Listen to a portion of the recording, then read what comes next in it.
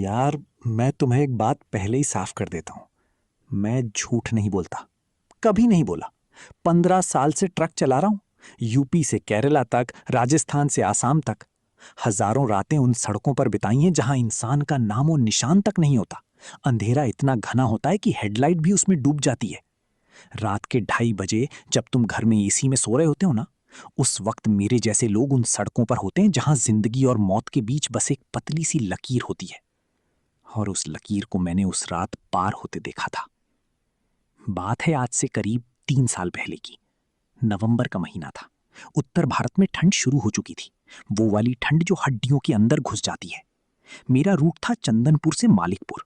दोनों काल्पनिक नाम नहीं, असली जगह हैं। बस मैं नाम नहीं लूंगा क्योंकि वहां के लोग अभी भी उस रास्ते की बात करने से डरते हैं। बीच में पड़ता है वो जंगल, भैरवगढ़ का जंगल, या जैसा वहां के लोग कहते हैं, शैतान का आंगन। मेरे साथ था मेरा क्लीनर छोटू। असली नाम धनराज था, लेकिन उसे सब छोटू बोलते थे। उम्र होगी कोई 22-23 साल। हमेशा हंसता रहता था। उस तरह का बंदा जो 12 घंटे की थकान के बाद भी गाने गुनगुनाता रहे। उसे मैं अपने छोटे भाई जैसा मानता था। उस दिन हम चंदनपुर से निकले थे शाम के 6 बजे। माल था टेक्सटाइल का सामान, जिसे मालिकपुर अगले दिन सुबह 10 बजे पहुंचाना था। नॉर्मल रूट से जाते तो 14 घंटे लगते, लेकिन वहां एक हाईवे था जो बंद था, लैंडस्लाइड की वजह से। ढाबे पर एक ड्राइवर मिला, बुजुर्ग बंदा, सफेद दाढ़ी, आंखें जो हमेशा थोड़ी सी दूर देखती हों जैसे। उसने कहा था, भैरवगढ़ वाला जंगल रास्ता लेना, 4 घंटे बच जाएंगे। छोटू खुश हो गया था। भाई, जल्दी पहुंचेंगे, अच्छा सोएंगे। मैंने उस बुजुर्ग ड्राइवर की आंखें देखी थीं। उसमें कुछ था जो मुझे समझ नहीं आया उस वक्त। बाद में समझा।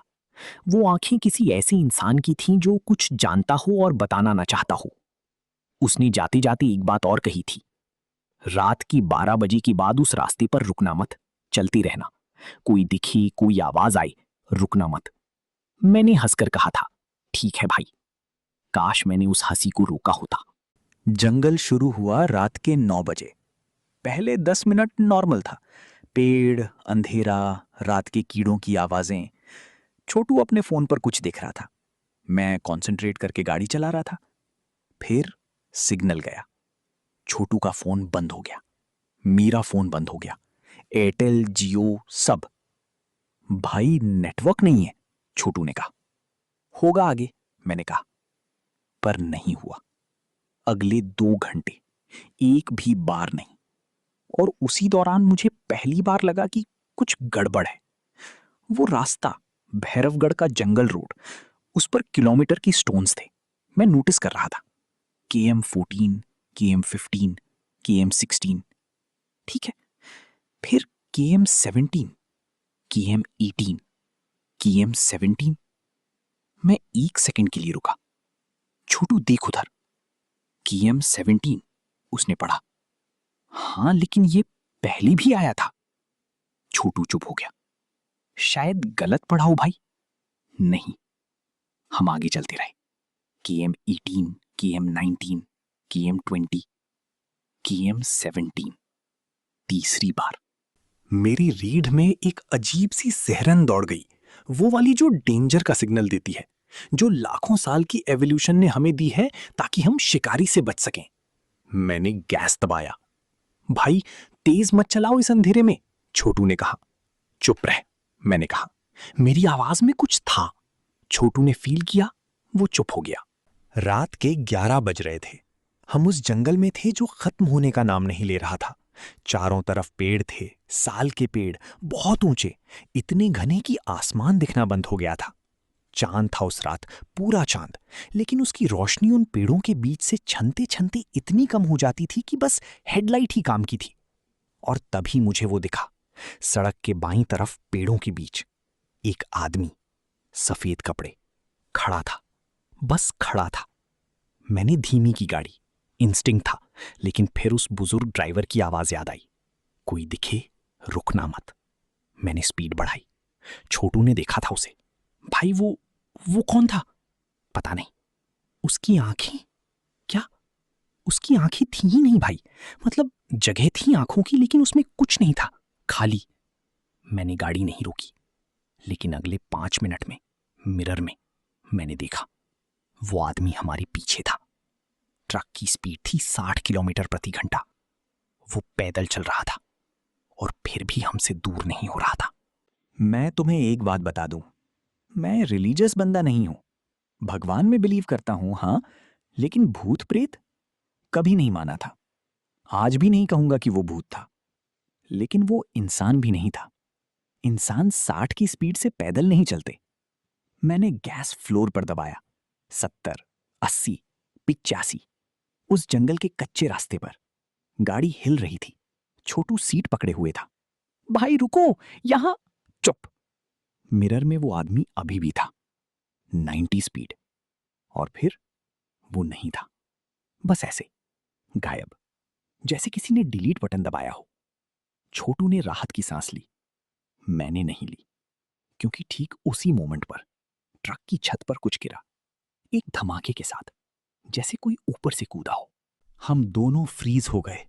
छत पर आवाज थी, खुरचने की आवाज, धीमी, लयबद्ध, जैसे कोई नाखून से मेटल को खुरच रहा हो। खिर खिर खिर। छोटू का चेहरा, मैं आज भी नहीं भूला वो एक्सप्रेशन। उसमें डर था, लेकिन उससे ज्यादा कुछ और था। एक किस्म की डिसबिलीफ, जैसे ब्रेन ये एक्सेप्ट करने से इनकार कर रहा हो कि ये हो रहा है। भाई, उसकी आवाज कंप रही थी। हाँ, वो ऊपर है। हाँ, क्या करें? मैंने गाड़ी चलाते रहने का फैसला किया। रुकना ऑप्शन नहीं था। रुके तो क्या करते? उतरते और फिर क्या? मैं चलाता रहा। आवाज बंद हो गई। 5 मिनट, 10 मिनट, कुछ नहीं। छोटू ने कहा, शायद कोई जानवर था, बंदर या कुछ। हाँ, मैंने कहा, लेकिन कोई बंदर उस स्पीड पर ट्रक के ऊपर नहीं रहता। और तभी हेडलाइट के आगे सड़क पर एक गाड़ी दिखी। एक पुरानी एम्बेसडर कार, सफेद, खड़ी थी सड़क के बीचों बीच। मैंने ब्रेक लगाया। गाड़ी रुकी। वो एम्बेसडर करीब 50 मीटर आगे थी। उसकी लाइट नहीं थी, इंजन बंद था। विंडोज पर कुछ था। मुझे लगा था फॉग, लेकिन वो फॉग नहीं था। वो हाथों के निशान थे, अंदर से। किसी ने उस कार के अंदर से विंडोज पर हाथ मारे थे, बहुत बार, इतनी बार कि पूरी विंडो उन निशानों से भरी थी। भाई, उसमें कोई फंसा है, छोटू ने कहा। रुक। लेकिन छोटू, रुक। मैं उस कार को देख रहा था, ध्यान से। कोई मूवमेंट नहीं थी, कोई आवाज नहीं। लेकिन उस कार के अंदर, पिछली सीट पर, कुछ था। कोई था, बैठा था, और वो हमें देख रहा था। मैंने रिवर्स गियर लगाई। छोटू ने कहा, भाई नहीं, अगर कोई मुसीबत में है तो। छोटू, क्या? वो कार वहां है? हां। उसके टायर हैं?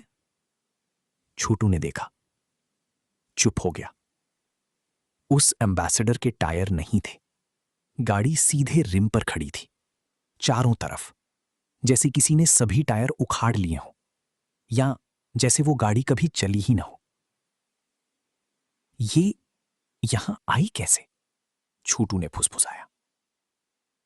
मैं रिवर्स में था, धीरे धीरे पीछे जा रहा था। और तभी उस कार का दरवाजा खुला। कोई निकला। एक औरत, सफेद साड़ी, लंबे बाल। उसने हमारी तरफ मुंह किया।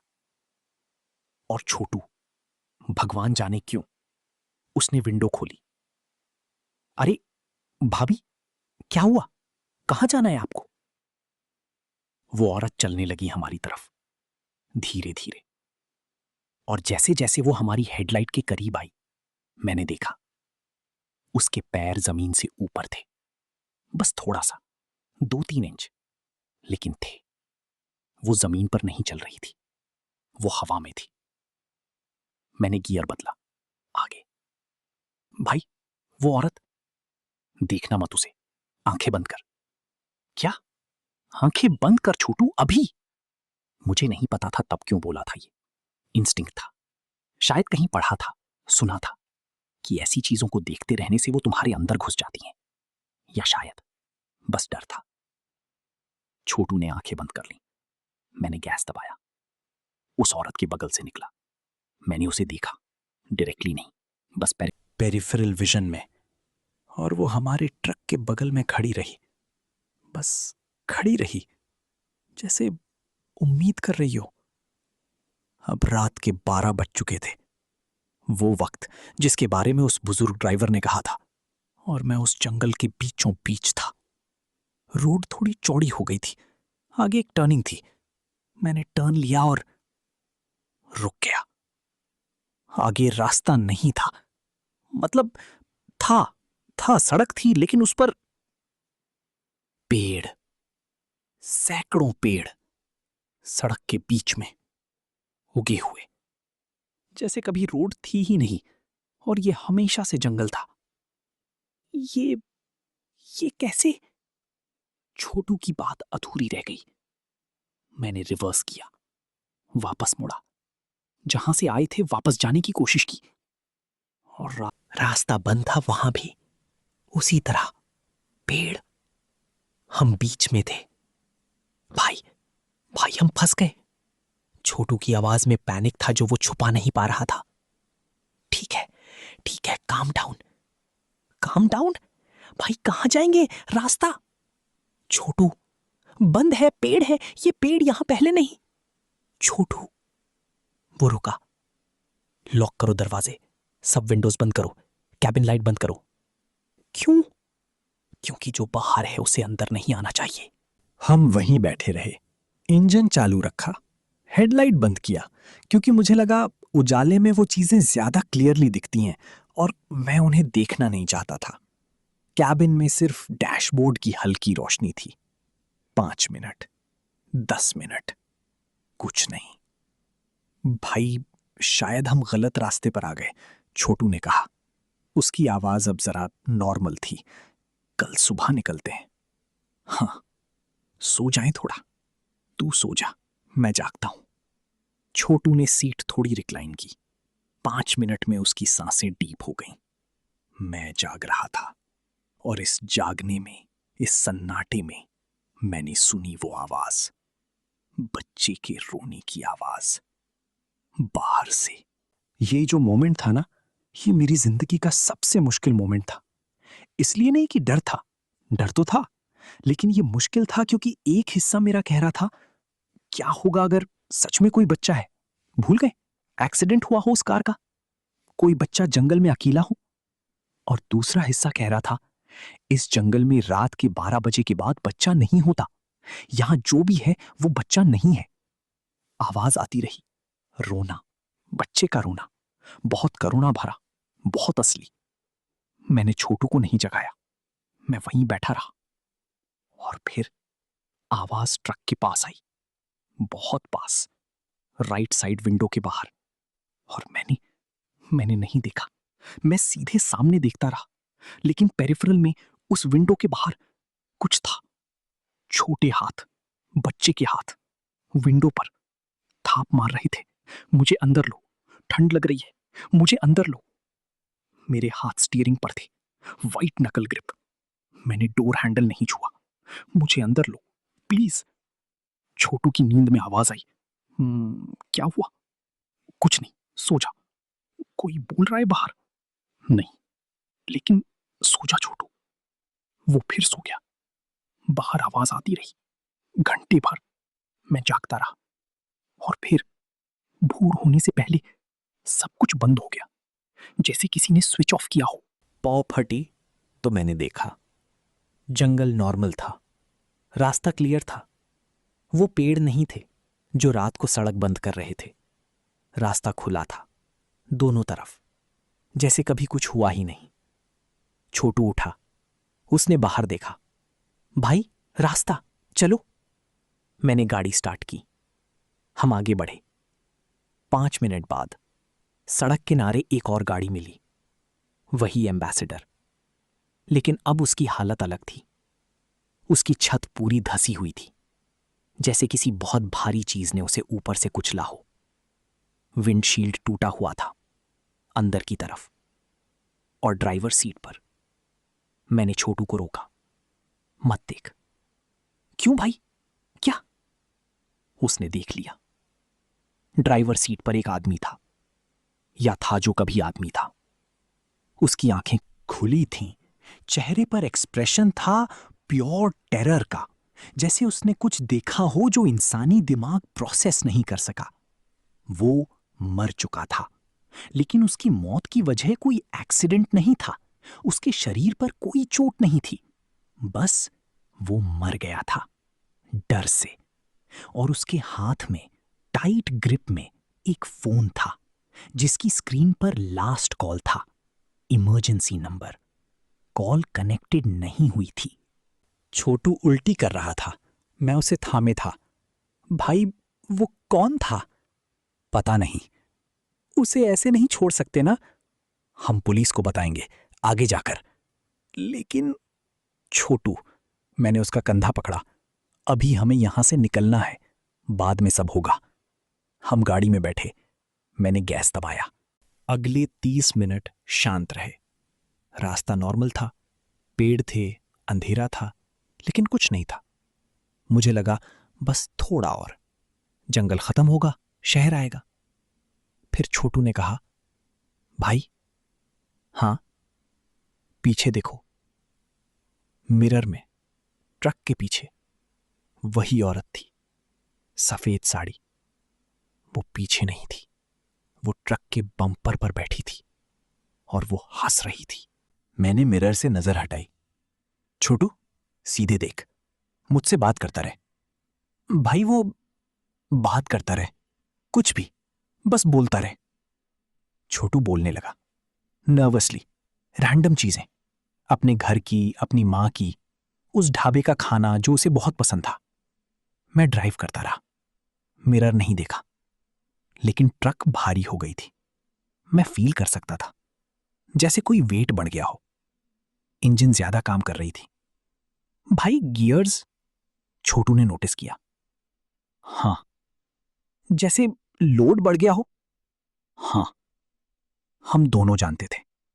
दोनों ने नहीं कहा। 5 मिनट, और फिर ट्रक के अंदर ठंड आ गई अचानक। नवंबर की रात में भी कैबिन गर्म था, इंजन की हीट से।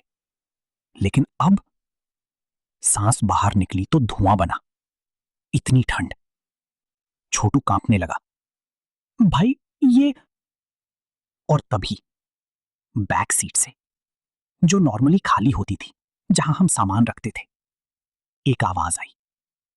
ब्रीदिंग की आवाज। कोई था वहां, कैबिन में, हमारे साथ। मैं तुम्हें बताऊं, उस मोमेंट पर मेरे दिमाग ने डिसाइड किया कि ये रियल नहीं है, ये पॉसिबल नहीं है। हमने डोर्स लॉक किए थे, विंडोज बंद थे, लेकिन ब्रीदिंग रियल थी। हैवी, वेट, जैसे किसी के फेफड़े ठीक से काम न करते हो। छोटू पूरी तरह फ्रीज हो गया था। उसने मेरा हाथ पकड़ लिया था। स्टीयरिंग पर मेरा हाथ था और उसने उसे अपनी दोनों हथेलियों में ले लिया था। पीछे मत देखना, मैंने कहा। ब्रीदिंग जारी रही। पीछे मत देखना छोटू। हाँ, उसने फुसफुसाया। बस थोड़ा और, जंगल खत्म होगा। हाँ। तू ठीक है? हाँ। उसकी आवाज टूट रही थी। ब्रीदिंग अब हमारे बहुत पास थी, जैसे सीट के पीछे से नहीं, बल्कि हमारे कानों के पास से आ रही हो। और फिर मेरी गर्दन पर कुछ लगा। एक उंगली, ठंडी, बर्फ की तरह। एक उंगली ने मेरी गर्दन को छुआ, और मेरे अंदर जो हुआ वो मैं डिस्क्राइब नहीं कर सकता। एक तरह का इलेक्ट्रिकल शॉक, एक तरह की पैरालिसिस जो 1 सेकंड के लिए सब कुछ बंद कर देती है। मेरा पैर ब्रेक पर नहीं गया, मैंने ट्रक नहीं रोकी, मैं चलाता रहा। और मैंने जोर से, जितना जोर से बोल सकता था, कहा, तू जो भी है, इस ट्रक में तेरी जगह नहीं है। हम यहां से निकल रहे हैं और तू नहीं आएगा। 1 सेकंड, 2 सेकंड, ब्रीदिंग बंद हो गई, ठंड गई, वेट गई। सुबह के 4 बज रहे थे। जंगल अचानक खत्म हुआ। सड़क वाइड हो गई। दूर एक पेट्रोल पंप था, रोशनी जल रही थी। मैंने वहां ट्रक रोकी, इंजन बंद की, और पहली बार उस पूरी रात में मैं रोया। छोटू भी रो रहा था। हम दोनों वहीं बैठे रहे, पेट्रोल पंप की ट्यूबलाइट की रोशनी में, नॉर्मल दुनिया में। पंप अटेंडेंट आया, एक लड़का 19-20 का। भाई साहब, रात को भैरवगढ़ से आए? मैंने उसे देखा। हाँ। उसने कुछ नहीं कहा, बस देखता रहा। फिर बोला, ठीक है? हाँ। कोई साथ में आया तो नहीं? वो सेंटेंस, कोई साथ में आया तो नहीं, वो इस तरह नहीं था जैसे कोई नॉर्मल बात करता है। वो जानता था। नहीं, मैंने कहा, कोई नहीं आया। उसने ऊपर देखा, ट्रक की छत पर, और कुछ नहीं बोला। उस पंप पर एक चाय वाला था। उससे मैंने पूछा, भाई, भैरवगढ़ जंगल में क्या है? उसने चाय बनाते हुए कहा, कब से है ट्रक चलाते? 15 साल। तो पता होना चाहिए था। क्या? उस जंगल में एक गांव था, 40-50 साल पहले, भैरवपुर। किसी बीमारी से सब मर गए एक रात में। सारा गांव, 100 से ज्यादा लेक, कोई नहीं जानता क्यों। और उनके भूत? भूत नहीं। वो रुका। वो लोग अभी भी वही हैं। उन्हें नहीं पता कि वो मर चुके हैं। वो समझते हैं यहीं रहना है। जो रात में वहां से गुजरता है, उसे वो अपना समझते हैं। वो औरत, वो बच्चा, उस गांव के लोग थे। उनमें कोई बुराई नहीं, बस वो नहीं जानते। और वो आदमी जो मर गया था उस कार में, चाय वाला चुप हो गया। फिर बोला, हर महीने 1-2 होते हैं जो रुक जाते हैं, जो देखते हैं, जो डर नहीं पाते। डर नहीं पाते? जो कंप्लीटली डर जाते हैं, हार्ट फेल। जो बिल्कुल नहीं डरते, उन्हें ले जाते हैं। जो बीच में रहते हैं, जो डरते भी हैं और चलते भी रहते हैं, वो निकल जाते हैं। मैंने चाय का कप रखा। और वो लड़की जो ट्रक में आ गई थी? क्या? कुछ नहीं। हम मालिकपुर पहुंचे, माल उतारा। हम दोनों ने उस रात के बारे में किसी से कुछ नहीं कहा। मालिक को, ट्रांसपोर्टर को, किसी को नहीं। पुलिस को उस आदमी की लाश की बात बताई। अनोनिमस कॉल, वो मिला था, कंफर्म हुआ, हार्ट अटैक उन्होंने कहा। कुछ हफ्ते बाद छोटू ने जॉब छोड़ दी। उसने मुझे कॉल किया था उस दिन। बोला था, भाई, रात को नींद नहीं आती, बंद आंखों में वो औरत दिखती है। मैंने कहा था, टाइम लगेगा छोटू, ठीक होगा। भाई, एक बात बताऊं? हाँ। उस रात जब तुमने कहा था कि पीछे मत देखो, मैंने देखा था। मेरे हाथ ठंडे हो गए। क्या देखा था? वो थोड़ी देर चुप रहा। एक बच्ची थी भाई, छोटी सी, पीछे बैठी थी। उसने मुझे देखा और मुस्कुराई। छोटू, उसके दांत नहीं थे भाई, मुंह में कुछ नहीं था, बस खाली। मैं अभी भी ट्रक चलाता हूं, लेकिन भैरवगढ़ का वो रास्ता कभी नहीं। कोई भी रूट हो, कोई भी शॉर्टकट हो, नहीं। और एक बात और, जब मैं किसी अनजान रास्ते पर रात को होता हूं और हेडलाइट में कुछ ऐसा दिखे जो दिखना नहीं चाहिए, मैं एक काम करता हूं, रुकता नहीं, देखता नहीं, बस चलाता रहता हूं। क्योंकि उस चाय वाले ने एक बात और कही थी जो मैं तुम्हें अभी बताऊंगा। उसने कहा था, जो बच जाते हैं उस जंगल से, वो पूरी तरह नहीं बचते। मतलब? मैंने पूछा था। मतलब, वो जंगल तुम्हारे साथ थोड़ा सा आता है, हमेशा के लिए।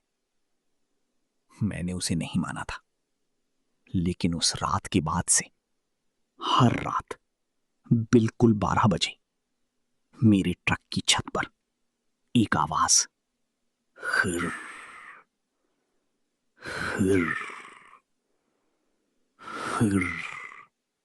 यार, अगर तुम भी कभी किसी अनजान जंगल रोड पर हो, रात को, अकेले या किसी के साथ, और अचानक सिग्नल जाए, केएम स्टोन रिपीट हो, कोई दिखे जो पेड़ों के बीच खड़ा हो, बच्चे के रोने की आवाज आए, तो एक ही काम करो, रुको मत, देखो मत, बात मत करो, बस चलाते रहो।